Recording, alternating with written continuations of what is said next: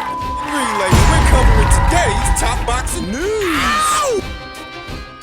Okay, we'll start with this later on this summer, Friday the 18th in August. One of my favorite up-and-comers, unbeaten up-and-comers in the women's featherweight division, Raven Chapman, will be returning to action opposite the ring. Another unbeaten fighter like herself, Lila Furtado of Brazil. In what is a battle of the unbeatens. Small hall show at York Hall in Bethel Green, London. Queensbury promotion show on the undercard of McCann versus Beluda. Raven Chapman, who sports a professional record of 6 wins with no losses, no draws, 2 knockouts. To Lila Furtado, who sports a professional record of 9 wins with no losses, no draws, 1 knockout, just 1 recorded knockout. Lila is 32 to Raven, who's a few years younger at 29. This is set to be for Raven Chapman's WBC International title, her international featherweight title that is a step in the direction of this division's undisputed champion, Amanda Serrano. Winner of the fight is 1 step closer to challenging her. Yeah. What is this battle of the unbeatens? Lila Furtado, an active fighter who's kept busy, fought 3 times in 2021, 2 times in 2022, and has already seen action at least once this year, back in May. What you will notice is, of the 9 fighters that Lila Furtado has fought, of the 9, 6 of them were making their pro debuts. And only 2 of the 9 had winning records. Only 2 of the 9 had more victories than losses. Not castigating her, it's just a perspective of the kind of fighters that Lila Furtado has been fighting compared to the kind of fighters that Raven Chapman has been fighting. You will notice that Raven has been facing more experienced opponents with many, many fights and many rounds in the bank compared to the fighters that Lila has been fighting. Debutantes mostly. I think that speaks to the ceiling of the fighters. Raven Chapman's ceiling versus Lila Furtado's. Not overly critical of who fighters fight in their first couple of fights, in their first 10, but it is noticeable that Lila's keeping busy with what are mostly debutantes, not experienced fighters. Lila Furtado, a fundamentally sound fighter, more or less, shows the jab, employs it heavily, steps into it. Bit of a lazy jab, not very snappy, doesn't always get the hand back fast enough. It's the kind of jab that can be countered by a fighter with enough speed to do it. I think that fighter is Raven Chapman. Raven Chapman, whose jab is not as conventional, not as textbook as what you get from Lila. It's more of a flick jab, a decoy, a distraction, something to keep the other girl's guns holstered while Raven Chapman steps within striking distance. 2 different fighters can throw the same punch for different reasons with different intentions. Raven's jab isn't necessarily centered around landing or punishing the opponent. It's the kind of jab you throw to elicit a response, a certain response from the fighter opposite the ring while closing the distance. It's a flick jab, a very short jab, a jab you can double and triple up on without too much fear of it being countered because it's not a stiff stick. Not as stiff as, say, Lila Furtado's jab, which is a more textbook jab, slower, more conventional, thus easier to counter. To the eye, Lila Furtado seems a bit slower than Raven Chapman. Her movements, her punches, they're not as sharp, not as short. Not saying that Lila is a slow and sluggish fighter so much as she's slower than Raven compared to Raven. That retrospect and the dichotomy that creates. Separate characteristics of each fighter and how it plays out if you put them together. Both seem to have a mean streak, both seem to be mid-range to inside fighters, though Raven seems a lot faster, a lot sharper. Those level changes on the way in make her a hard target. It's not just Raven's rapid-fire combinations, it's not just her speed and athleticism. She plays at the angles a lot more than Lila Furtado does. That's important. Playing at the angles while keeping that head off center, closing the distance, changing levels, not giving the opponent a clear target. It's important. For an aggressive fighter like Raven Chapman, defense might be somewhat different than what you get from, say, a pure boxer, an outside jabber. Might look different. Raven's a pressure fighter. Her brand of defense is going to look different than what you get from some other kind of fighter. The tried and true characteristic of the pressure fighter is applying pressure, coming forward, throwing punches in bunches. See a situation where Lila Furtado may become flustered in the pocket as Raven Chapman advances because the speed at which she puts punches together, those rapid fire combinations, it's enough to fluster a lot more experienced fighters than Lila Furtado, let alone Lila Furtado. And Raven coming forward as much as she does, it confuses her opponents. They think she's right there to be hit. She applies a lot of pressure. If she's stepping into a double or triple jab or just staying in front of the opponent long enough to elicit a response, to get them to throw so she can counter what they throw. Those level changes. I see a situation where Lila Furtado will struggle in the pocket, struggle to keep Raven Chapman out. Lila Leila Furtado's punches are a lot wider than Raven's. She's going to resort to holding. Wrestling, not being able to keep up with and keep on Raven Chapman, not being able to contend with her angles and her hand speed. I can see a situation where Leila Furtado makes things a bit dirty, bit frustrating, resorts to holding. Trying to smother. Spoil. Leila Furtado has never fought somebody like this, you understand. Whereas Raven Chapman, she actually has fought more experienced fighters than Leila Furtado with more rounds in the bank. So I'm definitely leaning towards Raven Chapman to win. Raven Chapman to win on points. Now, I don't know how well Leila Furtado can or can't take a punch. She hasn't fought very many big punches, if any. Most of the girls she's fought were debutantes. Raven may only have 2 recorded knockouts, but there's more to boxing than what you see on paper. Her pressure and her volume, her punching power, she can crack. She's going to crack Leila Furtado. Now, I like Raven Chapman to wear out and wear down Leila Furtado to a points decision. Let's see if that's what happens in August.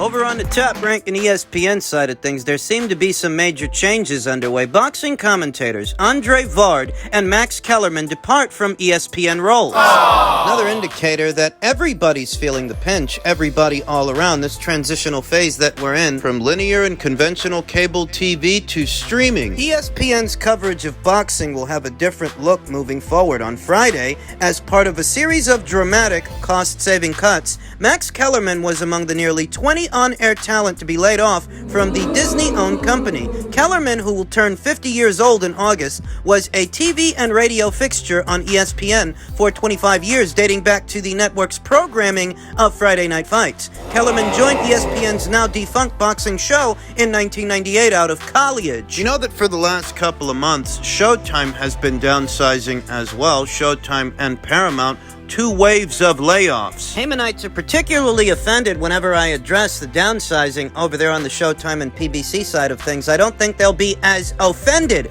by these layoffs by way of Top Rank and ESPN. So they got rid of Max Kellerman. I can't say that I'm happy to hear it. I rather like Max Kellerman's coverage of the sport. And to some degree, it's going to be hard to see Andre Vard go. Him too. Seemed a bit partial at times, but I got used to him. I mean, I didn't mind him. Now, most recently, Max Kellerman hosted the Max Unboxing show, had a national daily radio show, and was frequently featured on Top Rank boxing cards on ESPN. Kellerman was also an analyst for HBO until the network left boxing in 2018. According to the New York Post, Kellerman was making in the $5 million a year neighborhood at ESPN. Along with Kellerman, the likes of his radio co-host Keyshawn Johnson, as well as Jeff Van Gundy, Steve Young, Jalen Rose, Susie Colbert, Todd McShay, Matt Hasselback, and LaFonso Ellis were among the talent who were let go. On Saturday, shortly after serving as analyst, if Max Kellerman was making in the neighborhood of approximately $5 million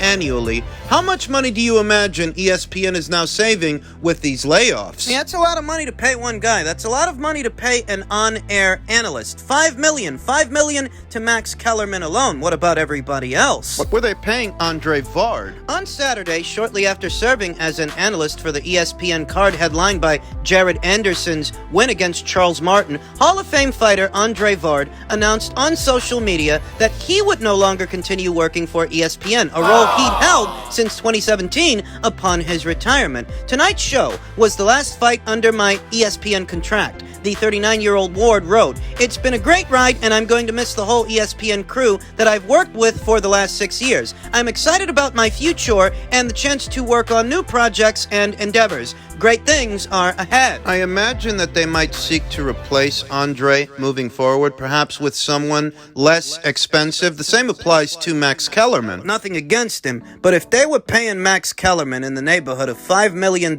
annually, they can find cheaper alternatives. I imagine that maybe Jamel Herring or Michaela Mayer, maybe Christina Puncher, Chris Algieri. They've been doing a lot of commentator work, a lot of analyst work as of late. I don't think it would cost ESPN to pay them what they've been paying Andre Vord and Max Kellerman. Looks like Joe Tessitore and Mark Kriegel, Tim Bradley, they're going to be staying on. Looks like it because their names were not among the aforementioned names that ESPN is letting go. I imagine that either Christina Poncher, Maybe Jamel Herring. they will help to fill the void that Andre Vord left behind. I don't imagine you have to pay them what Andre Vord was getting paid, what Max Kellerman was getting paid. So we could see that. And these budget cuts are as a result of the transitional phase that we are all in. Everybody's feeling the pinch. The way that consumers consume content is changing. Linear television and conventional cable TV, I've been telling you guys for 2 to 3 years now, Americans are cutting the cord and things are changing. How consumers consume content. You don't get as much spillover these days. Nowhere near as much because everybody's streaming, and most streaming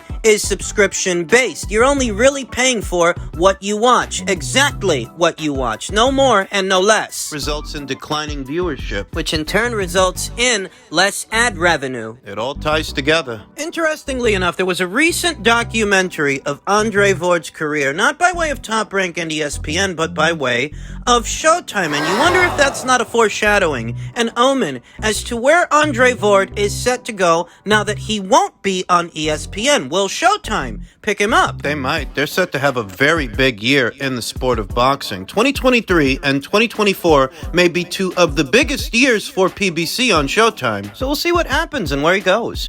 Finally, in men's super middleweight news, Jaime Munguia's promoter is firm. Jaime is the A-side with Benavidez and Berlanga. Both those guys seem to be in the market for a Jaime Munguia fight now that he is officially campaigning as a super middleweight moving forward. I think he's fought 2 times as a super middleweight. He's set to campaign there. Campaign officially moving forward. Zenford Promotions CEO Fernando Beltran, who co-promotes the Mexican slugger Jaime Munguia, is interested in a possible fight with David Benavidez, but he makes it clear that his boxer is without question the A-side of the equation. Benavidez has been linked to a potential fall showdown with the WBA regular champion David Morrell. However, in a recent interview, Benavidez called for a fight with Jaime Munguia, saying nothing was official, nothing was signed in reference to a David Morrell fight, and it was all just fake news, in spite of that news coming from his promoter, Simpson Lukowicz. Pretty obvious why he'd rather fight Jaime instead of David. 2 fighters of Mexican descent, 1 Mexican national, only one, that one being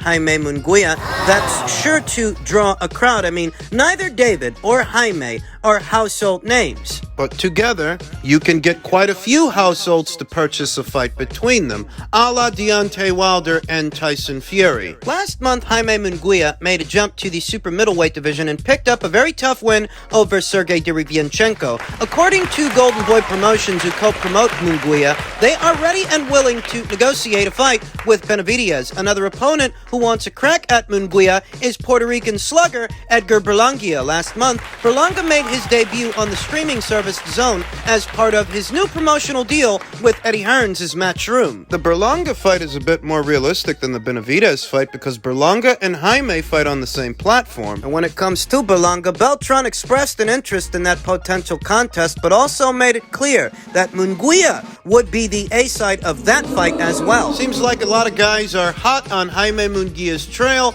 now that he's campaigning as a super middleweight. And it's not just because of the marquee value, the potential marquee value of a Jaime Munguia fight. It's also because he's a vulnerable fighter. He looked vulnerable in the Sergey Derevyanchenko fight. In truth, he's looked vulnerable for years. It's not exactly a recent revelation. As you can imagine, a quasi-popular fighter who's a popular fighter, albeit a limited fighter, that's an appealing proposition. David Benavidez wants him more than he wants David Morrell. In spite of David being on the same side of the street as him. Yeah. In theory, at least in theory, that's supposed to be an easier fight to make than this one. This is not an easy fight to make, the one with Jaime. We are ready to face whoever people want. If Berlanga is the best option, we can go with him. As long as his promoter is clear that we are the A-side in the equation, the fight is going to be wherever we say, and Jaime will get the better percentage of the purse. if they really want the fight, said Beltran to ESPN Knockout. I feel that Jaime is going to be the A-side in the equation with anyone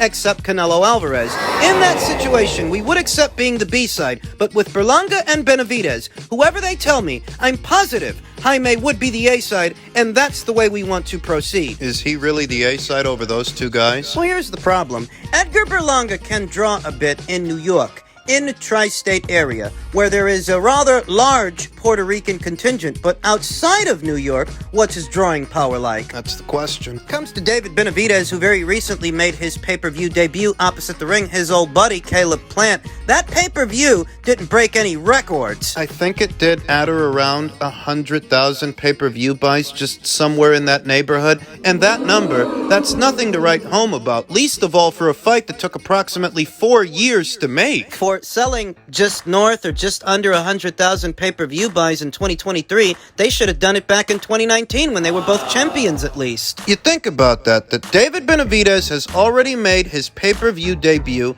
and it's nothing to write home about. That is a quantifiable metric that can be used against him at the negotiation table, that you're not exactly Julio Iglesias, and we can prove it. Then again, neither is Jaime Munguia. Now, what we know about Jaime is that he does have a loyal following. He can sell some tickets, he can, but he's not a box office star because he's never fought on pay-per-view. So, is he really the A-side fighter to these fighters? The fact that it's a question, That there isn't a clear answer, that makes this a stumbling block. that Fernando Beltran is taking a hardline stance when it comes to this. He asserts his fighters' A-side status, and he's not moving off of that, even if it's not really established that Jaime is the A-side. It's gonna make negotiations difficult if they ever get off the ground. The way Fernando Beltran says it, Jaime being the A-side, I don't imagine they're just going to truck him off to Showtime. I think they'd want things on Jaime's terms, on Jaime's platform, not David's. The fight. I think most people would favor David Benavidez to win that fight with Jaime Munguia. To most, I think